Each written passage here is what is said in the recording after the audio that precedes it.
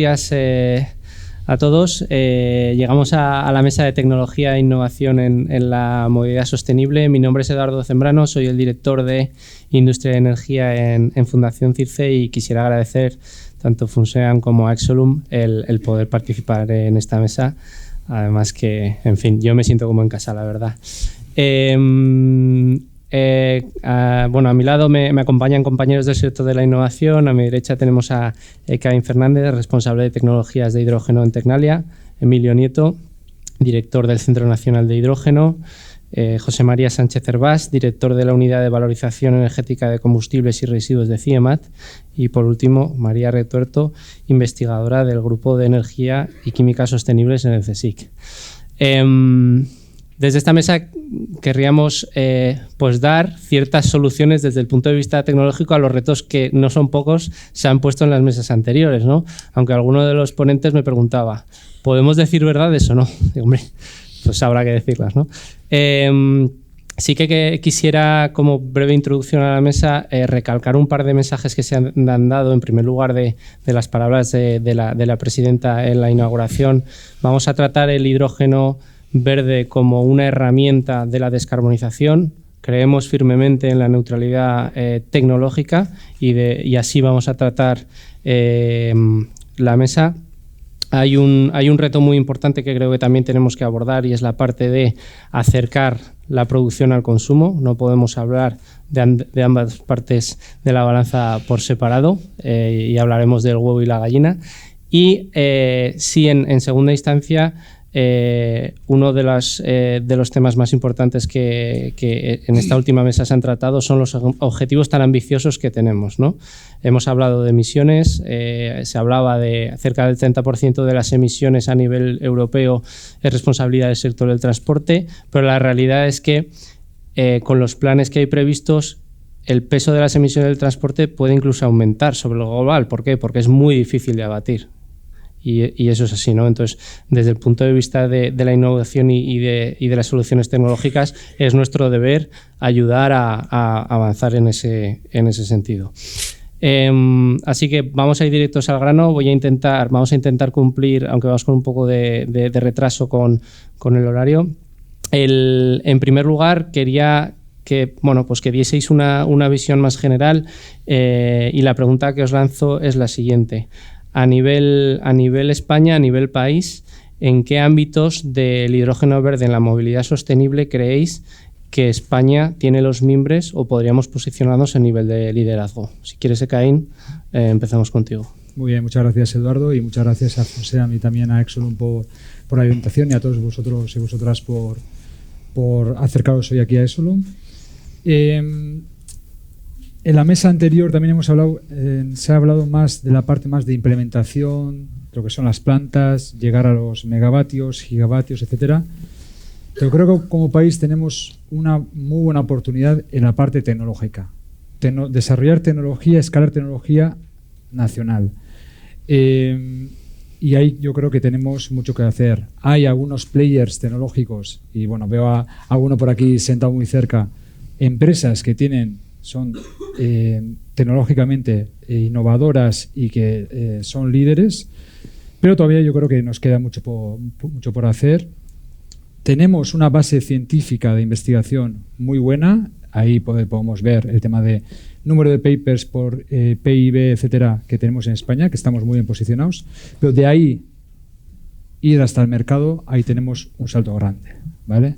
Sí que los centros tecnológicos estamos con el objetivo de poder cubrir ese gap, pero creo que ahí sí que tenemos que tener ciertos objetivos, un proyecto país, también proyectos concretos para determinadas tecnologías, instalaciones para poder validar y testear esas tecnologías. Estamos hablando de que en escala laboratorio podemos estar, si hablamos de electrólisis en la escala de kilovatios, antes los compañeros de la sesión anterior estamos hablando de megavatios, gigavatios, ¿vale? Entonces, ese es el gap que tenemos que empezar a recorrer. ¿Y por qué? Para que tengamos una tecnología, no depender de fuera, consumir hidrógeno aquí, pero con nuestra tecnología. Y luego, bueno, puedo igual ir comentando más detalles. Emilio, tu visión. Sí, bueno, buenos días. Yo, a pesar de ser reiterativo, agradezco evidentemente tanto a Funseam como a Exolum el que nos traiga aquí, ¿no? Y sobre todo a todos vosotros. La verdad es que cada vez que vamos a una sala, yo recuerdo al principio, y antes Pedro lo comentaba, ¿no? Hace 20 años que hace la fundación, pues es que era una sala en donde estábamos los raros que nos llamaban los de las batas blancas, ¿no? Porque realmente hablar de hidrógeno en aquel momento era complicado. Bueno, pues ahora el hecho de ver la sala lo que indica es que por lo menos hay interés, ¿no? Tú me preguntabas, ¿qué tenemos que hacer? Bueno, tenemos que colaborar, ¿vale? Yo, por no ser reiterativo un poco con Ekain, que estoy totalmente de acuerdo, yo creo que tenemos todas las capacidades que se necesitan para poder cubrir la cadena de valor del hidrógeno. En algunos sitios o algunas partes yo creo que ya estamos llegando un poco tarde, y lo hablábamos antes en el café, de qué pasa con los chinos, ¿no? Los chinos son chinos y son muchos, y entonces pueden llegar a muchos sitios, pero es que les estamos dejando cubrir determinados nichos y determinados huecos por peleas o por falta de competitividad o por falta de coordinación entre todos. Y yo, por lanzar mensajes, porque si no al final cada uno de nosotros, lo hablamos antes en el café, digo, vamos a ir comentando un punto cada uno porque si no nos vamos a pisar, ¿no? Yo creo que es colaboración. Yo creo que no colaboramos lo suficiente. Yo creo que es el momento de colaborar. Creo que primero hay que desarrollar esa economía del hidrógeno entre todos, y una vez que ya esto esté y sea una realidad, haya mercado, entonces ya cada uno competirá jugando sus cartas, ¿no? Y yo lo comentaba antes en el café con la presidenta y creo que eso es importante. Creo que al final capacidades tenemos. Yo creo que hay capacidades tanto en la parte de mercado y de usuario final como en la parte de desarrollo de conocimiento y evidentemente de eso vamos a hablar luego más adelante, pero tenemos que ser capaces de colaborar, de ponernos el gorro, de no pensar que yo llego a todo porque soy el mejor, sino que necesito de todos, necesito que cada uno aporte el mayor valor añadido en la parte de la cadena que toque. Y yo siempre pongo el mismo ejemplo, que es como cuando participas en un proyecto consorciado, ¿no? Realmente el consorcio es qué capacidades voy sumando para poder ser cada vez más fuertes. Y al final muchas de las veces, y en algunas entidades que muchos conocéis, hay centros tecnológicos muy grandes en Centro Europa que al final lo quieren hacer todo. Pues yo creo que pierden un poco esa capacidad de poder colaborar y poder hacer más de forma conjunta que de forma solitaria, ¿no? Yo me quedo aquí para no pisar seguro que otros planteamientos que van a tener mis compañeros. Gracias, Emilio.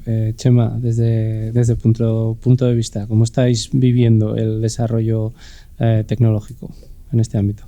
Bueno, lo primero también reiterar el agradecimiento a Funseam, a Exolum por invitarnos a esta jornada y por completar, y no parece que va a estar preparado, pero no está preparado, es que nos conocemos de mucho tiempo los ponentes que estamos en esta mesa. En esa colaboración hay dos herramientas o dos plataformas, asociaciones en España que, bueno, yo creo que la mayoría de las personas que estamos en la sala o somos miembros o las conocemos. La Asociación Española de Hidrógeno, más enfocada en ese desarrollo empresarial, la Plataforma Tecnológica Española de Hidrógeno, que es donde realmente se hace esa apuesta en común de dónde quiere estar España, dónde quiere liderar, cómo podemos complementarnos, qué necesidades, qué aportamos cada uno de los miembros que estamos en la plataforma, qué hacemos a nivel nacional, qué se hace en el grupo internacional, qué podemos aprender de lo que están haciendo otros, qué herramientas tenemos, qué instrumentos. Y bueno, me preguntabas también por cómo lo estamos viendo en CIEMAT. Bueno, pues luego me extenderé un poco de cómo lo estamos viviendo nosotros. Nosotros en CIEMAT lo que nos dimos cuenta como organismo público de investigación de gran tamaño, 1.300 personas aproximadamente, nos dimos cuenta que el hidrógeno estaba en CIEMAT hacía ya mucho tiempo, muy desperdigado en muchas unidades, muchos grupos de investigación diferentes, y lo que hicimos pues fue ver un poco esa colaboración que se pide o que estamos aquí fomentando, que sea a nivel país en instituciones, también verla a nivel interno, CIEMAT. Vimos pues qué capacidades tenemos en producción, en I+D, somos centro I+D en producción, distintas tecnologías, electrolisis, termoquímicas. Comentábamos, nosotros luego nos saltamos, pasamos de la producción directamente, nos pasamos al almacenamiento y los usos, sobre todo los usos. La tradición grande de CIEMAT venía en pilas de combustible, nos dimos cuenta que mucho de lo que sabíamos en pilas de combustible nos vale para aplicarlo a electrólisis. Y luego, pues que ha salido muchas veces que electrólisis no es la única vía. Entonces, pues en CIEMAT tenemos otras posibilidades y veíamos que además el hidrógeno no solo estaba en ese área científico-tecnológica de hidrógeno, sino que bioenergía, bioprocesos y residuos tenía mucho que decir, almacenamiento de energía tenía mucho que decir y, por supuesto, en nuestro caso, CIEMAT es muy conocido por energías renovables, pues que al final las energías renovables y cómo utilizar esas energías renovables para producir hidrógeno, esa conexión, pues es fundamental. Entonces lo estamos viendo como un momento en el que nos hemos dado cuenta que hacíamos ya muchas cosas y que podemos hacer muchas más. Es aprovechar todas esas capacidades trabajadas durante muchos años, ¿no? Decía desde el CSIC, María, también como organismo de investigación. No sé si puedes complementar un poquito el mensaje de Chema o... Sí, bueno, de nuevo muchísimas gracias. Gracias, Joan. Gracias, Funseam y Exolum por invitarme. Pues sí, es bastante parecido al CIEMAT. Yo creo, bueno, a nivel investigación, creo que vamos a hablar ahora, en el CSIC es parecido al CIEMAT. Al final hacemos investigación que cubre toda la cadena de valor del hidrógeno en diferentes sentidos, y quizá lo que está pasando ahora, pero creo que despacio, es que estamos intentando aumentar ese TRL, o sea, hacer proyectos un poco más grandes a escala un pelín más industrial, o en algunos casos bastante más industrial, para acercarnos más a la empresa y que realmente haya un avance en lo que es esta innovación en España. O sea, yo creo que ese es el problema que quizá tenemos en España, que es exactamente lo que ha dicho Ekaín. Hay empresas muy grandes que van a hacer proyectos muy grandes y estamos los centros, sobre todo nosotros, las OPIs y universidades, que hacemos cositas muy pequeñas y quizá no haya tanto centro tecnológico, o quizá el CSIC y el CIEMAT debamos también poner ese paso más y que las empresas puedan utilizar nuestras instalaciones para probar.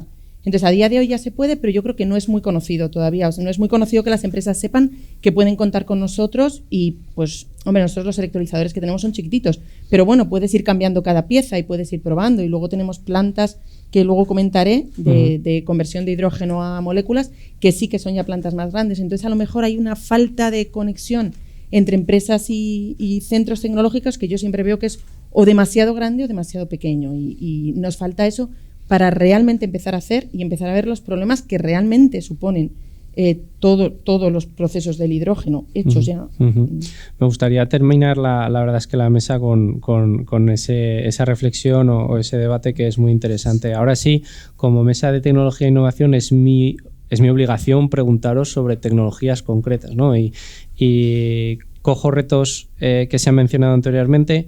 Creo que tenemos que entender el sector de la movilidad no solo como el coche de uso privado que yo tengo para ir y volver a trabajar, ¿de acuerdo? Tenemos el transporte ferroviario, el marítimo, tenemos la aviación. Entonces me gustaría que pudieseis compartir con nosotros en qué tecnologías, y si tenéis casos concretos, pues fenomenal, estáis trabajando para que la audiencia sepa qué es lo que está por venir y a qué problemas y soluciones nos estamos enfrentando en cada una de estas verticales, si es posible. María, si quieres me quedo contigo y así empiezas tú.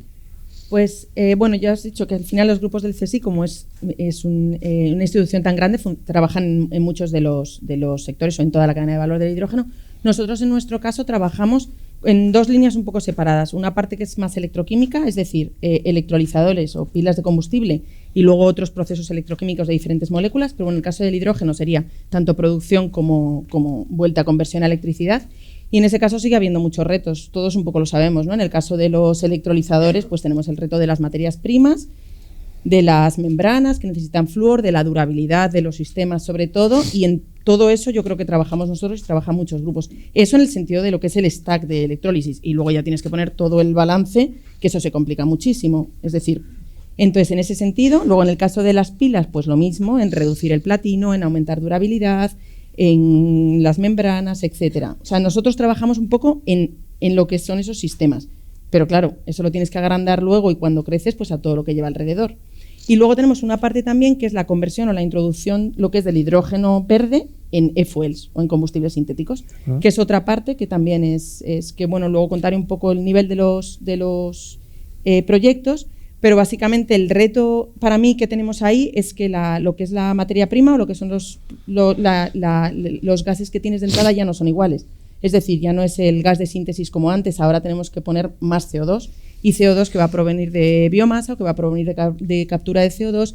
Es decir, ahí vamos a tener que innovar mucho también en cómo lo hacemos y cómo lo hacemos con un hidrógeno que además las fluctuaciones que tiene de la inyección de hidrógeno, si lo pones directo, es decir, tienes también muchos retos. ¿En qué grado de madurez tenéis? Porque yo creo que esto es interesante. Se habla en muchos foros, ¿no?, del hidrógeno verde, la captura de CO2 para hacer combustible, bueno, pues nuevos combustibles derivados, estos e-fuels, RFNBOs. ¿En qué grado de madurez estáis trabajando ahora y en qué tecnologías? O sea, nosotros hay diferentes plantas, es decir, todo esto está dentro de una plataforma que es Transener, que también es donde está la hidrogenera de la fundación, etcétera.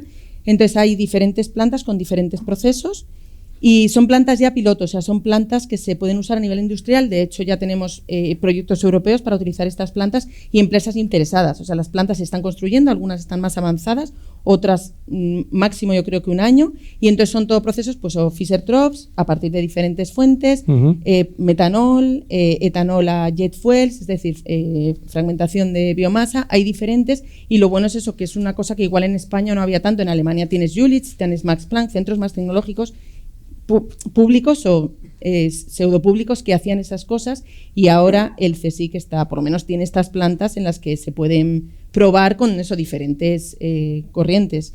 Desarrollando e integrando tecnologías que, bueno, pues que producen nuevos combustibles basados en hidrógeno verde para transporte marítimo o potencialmente aviación. O sea, metanol, SAF, etcétera. Muy interesante. Chema, por vuestra parte. Sí, bueno, pues muchas realmente pues son las que comenta María. Quizá en nuestro caso sí que vamos a un TRL un poquito más alto, o sea, quizá nosotros ya sí que estamos trabajando más TRL 3-5, decimos lo que nos gusta, nos sentimos cómodos, en ocasiones llegamos 6-7. Y bueno, me ha notado, para que luego en casa nadie me diga que me he olvidado de su tecnología, pues como palabras clave. Es verdad que luego a la I+D, a los científicos nos gusta mucho hablar de keywords, entonces pues algunas keywords de cosas que hacemos, pues estamos trabajando en desarrollo de nuevos electrolizadores AEM, estamos trabajando en electrolisis a alta temperatura, SOEC, en coelectrolisis a alta temperatura, cosas singulares que quizás no haya muchos centros que hagan, pues producción de hidrógeno solar, por ejemplo. Ahí sí vamos a TRLs ya incluso de TRL 7, con la plataforma solar de Almería. Otras tecnologías de producción, pues gasificación, pirólisis, todo lo que lleva asociado con la potencialidad que tienen esos procesos termoquímicos de aprovechar residuos y no dirigirlos solo a hidrógeno, sino bueno, pues distintos biocombustibles, distintos combustibles gaseosos, distintos bioproductos, con lo cual son tecnologías que no nos olvidemos, los residuos están ahí, todos los generamos y de alguna manera tenemos que aprovecharlos.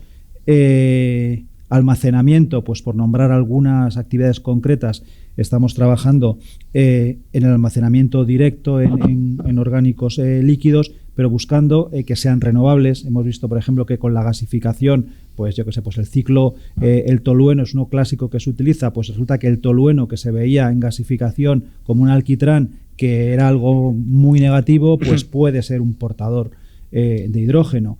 Entonces, bueno, pues estamos viendo cosas de esas. Hibridando con renovables, estamos trabajando mucho en toda la parte del acoplamiento directo para producir hidrógeno, combustión de hidrógeno, y algo que también quizá no es I+D, pero que sí que tiene un gran impacto en la sociedad, todo lo que es la aceptabilidad social de las tecnologías. Entonces, bueno, pues dentro de CIEMAT no es tanto I+D, pero al final sí que si la sociedad acepta tu tecnología, en este caso acepta el hidrógeno, pues sí, tendremos mucho ganado. El hidrógeno es verdad que no es de los que sale mal parado comparado con otras tecnologías. Entonces en Barcelona pues tenemos el grupo, el de CISOT, que se dedica a investigación sociotécnica y está muy focalizado en la aceptabilidad social de nuevas tecnologías. Muy bien, fenomenal, muchísimos desarrollos. Emilio, vosotros también hacéis un montón de cosas, ya te he dicho que te iba a utilizar un poco de buffer, entonces no sé si nos puedes dar ejemplos de tecnologías o proyectos como tú veas en otros ámbitos de la movilidad, además de los ya nombrados. Sí, bueno, por no ser repetitivos, ¿no? Yo creo que al final un poco, bueno, lo que han comentado tanto María como Chema anteriormente, pues evidentemente, o sea, yo un poco por contaros esa transición que hemos visto desde que se publicó la hoja de ruta en el año 2020. Antes estábamos en el laboratorio en función de las capacidades que pudiera tener cada centro, y en nuestro caso sí que las teníamos disponibles, sí que llegábamos a poder llegar a tener plantas piloto, y ha habido una transición y un cambio a tener que llegar al mercado, a tener que apoyar esos desarrollos a las distintas empresas o industrias que o ya utilizaban, como en la mesa anterior se presentaron en los distintos sectores, este hidrógeno como materia prima, pues a dar esa transición y ese cambio, y entonces ya la demanda ya no era oye, ¿qué puedes hacer a nivel I+D que vayas a ir acompañando con esas capacidades? Sino céntrate en partir ya de algo que tú ya sé que lo dominas y que tienes ese piloto para poder ayudarme a poder aplicarlo en ese ambiente real. Y ahí en esa transición, por no ser repetitivo, ¿no? Porque al final cualquiera de las líneas que han comentado antes mis compañeros, pues ahí sí que tenemos determinados proyectos, y de hecho un proyecto muy interesante en los que estamos trabajando con Exolum para definir de alguna manera cuáles van a ser esos portadores líquidos orgánicos de futuro, que sean óptimos, que sean renovables y que de alguna manera pues aporten un valor, ¿no? Me centro, si quieres, en la parte de movilidad, ¿no? Que es un poco lo que veíamos. A ver, proyectos interesantes, y lo habréis visto porque hace poco ya hay un vídeo, aunque a nosotros no nos lo dejan publicar porque, bueno, los de la empresa líder, CAF en este caso, es bastante extrema en ese sentido de la protección de los datos, pero si el vídeo está en YouTube se supone que ya puede hacerse público, de las primeras pruebas que se ha hecho de uno de los 3 trenes en los cuales estamos trabajando. En este caso es con el de CAF, como os decía, y es un proyecto europeo, es un proyecto que ya está en marcha, que ya se tiene ese tren disponible, que creo que ahora esta semana que viene va a empezar a hacer la 5ª prueba en la comunidad gallega, y el paso importante, que es un poco el además de, es qué pasa con el llenado del tren. Estás hablando de que en un tren pues van entre 180 y 220 kilos de hidrógeno a 350 bares. Una de las tareas que se quiere es intentar ser más óptimo en cuanto a ese almacenamiento y aumentar la presión, pero sí que, aunque sea 350, ¿cómo lo tengo que llenar? ¿Qué velocidad? ¿Qué caudal? ¿Calienta? ¿No calienta? ¿Voy a necesitar un chiller? ¿Voy a necesitar un enfriador? Bueno, pues ese proyecto es un proyecto bastante interesante, porque sí que va a sentar de alguna manera las bases de cómo va a ser esa utilización y esa incorporación e integración del hidrógeno en la parte ferroviaria. Otro de los proyectos, el tema de aviación, ¿no? Aquí sí que no os puedo decir nada, pero aunque si sois bastante listos, que seguro que lo sois, os podéis imaginar con qué empresas con la que estamos trabajando, y ahí estamos haciéndolo en 2 fases diferentes. Una es la integración del hidrógeno para poder tener ese hidrógeno dentro de lo que es un avión. Y aquí estamos hablando de hidrógeno a presión y en algún caso hidrógeno líquido, pero sí un poco acostumbrar a que realmente qué problemas puedes tener a nivel de seguridad o a nivel de integrar el tener ese hidrógeno disponible dentro de un avión. Y el segundo paso y la segunda fase es combustión ya de ese hidrógeno. Ya no solo para el tema de SAF, que sí que hay una pequeña parte, sino incluso para aviones. Creo que el máximo está en 3.500 millas, que ya, hombre, ya son aviones que puedes ir de aquí a Londres y volver. Entonces ya en ese intentar ya utilizar ese hidrógeno líquido almacenado dentro del avión, en el que sí que puedes tener esa capacidad o densidad energética para darte ese trayecto. Y luego otro de los proyectos, y si quieres me callo y te dejo, Ekain, porque si no al final hablamos solo nosotros, es lo que se llama el extendedor de rango, ¿no? Yo creo que es una muy buena alternativa con la que estamos trabajando con algunos fabricantes de camionetas eléctricas, camionetas de máximo 3.500 kilos para transportes, que son de baterías, y a las cuales, bueno, pues el gran hándicap que tiene es el rango, ¿no?, de distancia que pueden recorrer. Pues ahí lo que haces es le anexas el componente de hidrógeno para darle, de alguna manera, pues casi multiplicar por 2 esa distancia. Estás hablando de que con 1 kilo de hidrógeno pues estás haciendo entre 120 kilómetros, pues meterle 2-3 kilos de hidrógeno y le das esos 300 kilómetros adicionales, espacio hay, peso tienes, para poder también distribuirlo, y ahí es un poco pues ayudarles a hacer esa ingeniería y esa integración de todo el sistema. Y ahí bueno, hemos hecho un par de proyectos con 2 proyectos muy interesantes y que ya están rodando con 2 furgonetas ya operativas, y eso yo creo que es una muy buena alternativa, porque bueno, es una solución de transición hasta que los costes encajen y realmente pueda haber fabricantes que ya eso lo aporten como solución, ¿no? Y yo sí me voy a parar porque si no al final Emilio, sí, te paro. le dejo a Caín que siga. Pero la verdad es que es muy interesante, porque al final el tener estos proyectos faro demostradores dan luz, ¿no?, a todas estas incertidumbres que estamos viendo, y al final aprender durante el camino, ¿no? Porque si no echamos a andar, que lo han mencionado muchos ponentes, pues difícil. Caín, pues por vuestra parte, que también en Tecnalia hacéis muchísimas cosas, pero si puedes complementar a lo ya comentado en el sector de la movilidad, pues fenomenal. Sí, a ver, por un lado, en Tecnalia, como mis compañeros, también estamos trabajando en toda la cadena de valor del hidrógeno. Estamos como 15 departamentos trabajando de alguna forma en proyectos de hidrógeno, más de 60 personas. Y sí que quería recalcar el tema de cómo poder llegar, ¿no?, de un desarrollo, de una investigación más fundamental, cómo lo estamos al menos atacando desde Tecnalia, a llevarlo hacia el mercado, ¿no? Un ejemplo que tenemos es, que antes lo ha mencionado Emilio, qué tan importante es la colaboración. Nosotros hace 15 años empezamos una colaboración estrecha en este caso, con la Universidad de Eindhoven, cuando vagábamos por el desierto que antes comentabas, Emilio. Y en el 2020, después de subir de TRL1 a TRL5, creamos la startup H2Site, sí, ¿vale?, en el 2020, que es una empresa que ahora está comercializando sistemas de generación y purificación de hidrógeno basado en tecnologías de reactor de membrana. Esa empresa ya tiene 30 empleados y está creciendo cada año. Además, ¿por qué es importante? Porque también tira de pymes que hay alrededor, pues está colaborando con unas 20 pymes locales.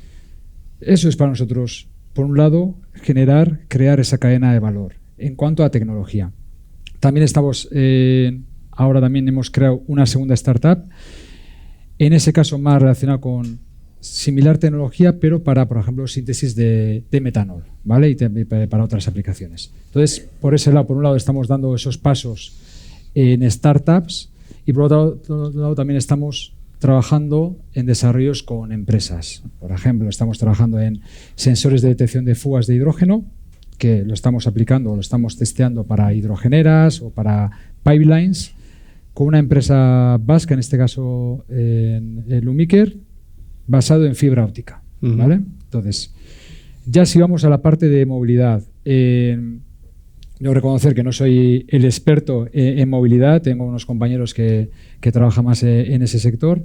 El feeling, al menos que tenemos y me transmiten, bueno, por un lado, en qué tecnologías somos líderes o estamos bien posicionados, ¿no?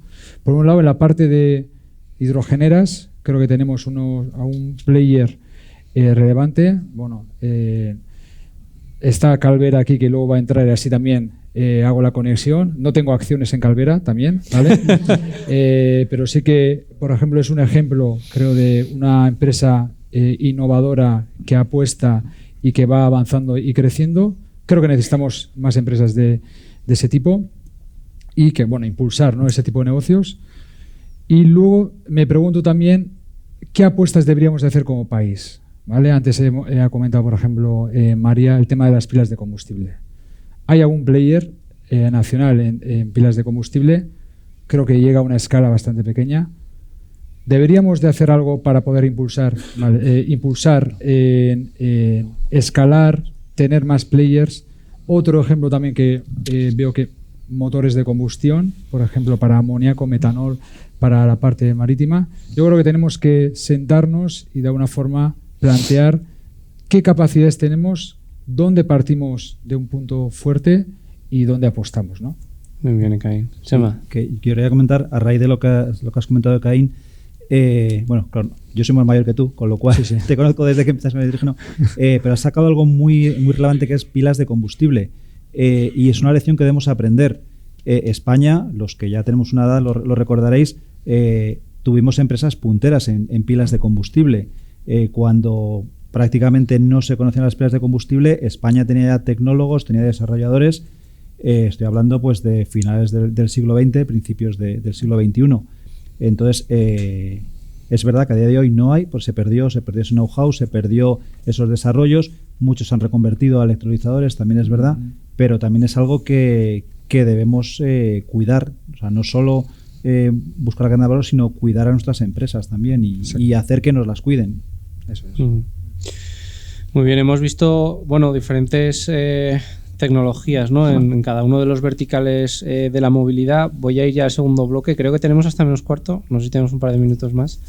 Entonces, casi cerramos con esto, pero voy a sacar el elefante el elefante de la habitación lo voy a sacar, ¿vale?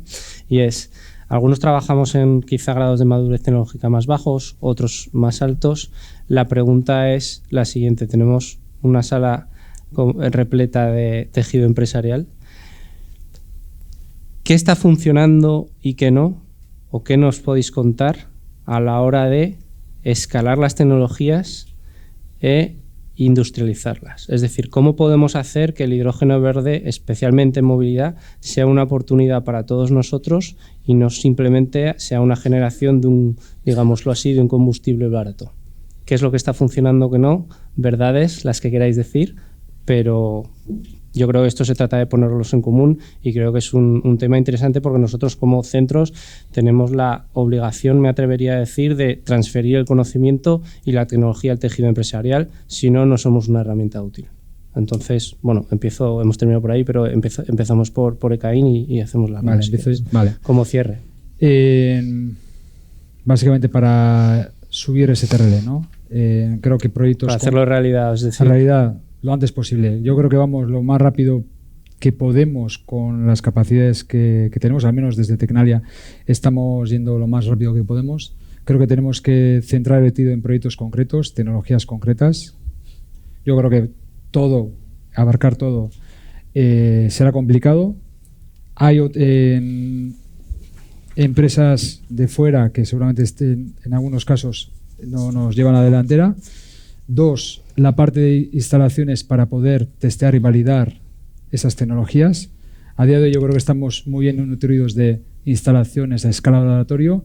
Luego hay los diferentes centros, pues tenemos ciertas plantas piloto, en bancadas de testeo, pero creo que todavía ahí queda mucho por hacer. Más si tenemos que pasar de kilovatios a gigavatios, ¿vale? En el caso de electrólisis. Y luego también siempre pensar cuál va a ser el plan de transferencia de una forma, ¿no? De las tecnologías. Es decir, vamos a transferir a una empresa, creamos startups si no existe esa empresa, etcétera, etcétera. Yo creo que fundamentalmente, y luego lo que ha comentado Emilio antes, que creo que es clave, es la colaboración, pero una colaboración real. No una colaboración de cara a la galería, una colaboración real. Ver en qué somos complementarios realmente. El tema es que lo que pasa muchas veces es que somos tantos players, igual estamos haciendo las mismas cosas que muchas veces no tiene sentido. Entonces, si ordenáramos las cosas mejor y nos centramos cada uno en un punto específico, yo creo que podría ir mejor. Y yo creo que es una autocrítica al menos para todos, ¿no? Agradezco, Caín. Emilio. Sí, bueno, yo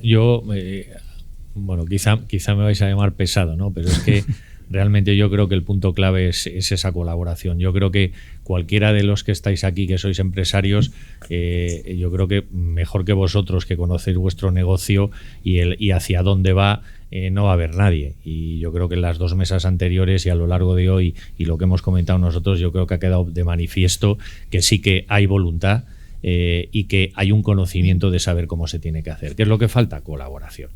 ¿Vale? Y aquí sí que, nosotros somos una entidad de la administración del Estado y yo cada vez que entro en el ministerio llegará un momento en que me prohíban entrar, ¿no? Porque soy bastante crítico. Creo que estamos haciendo cosas, pero las estamos haciendo muy despacio, ¿vale? Entonces, yo os voy a poner un ejemplo muy concreto.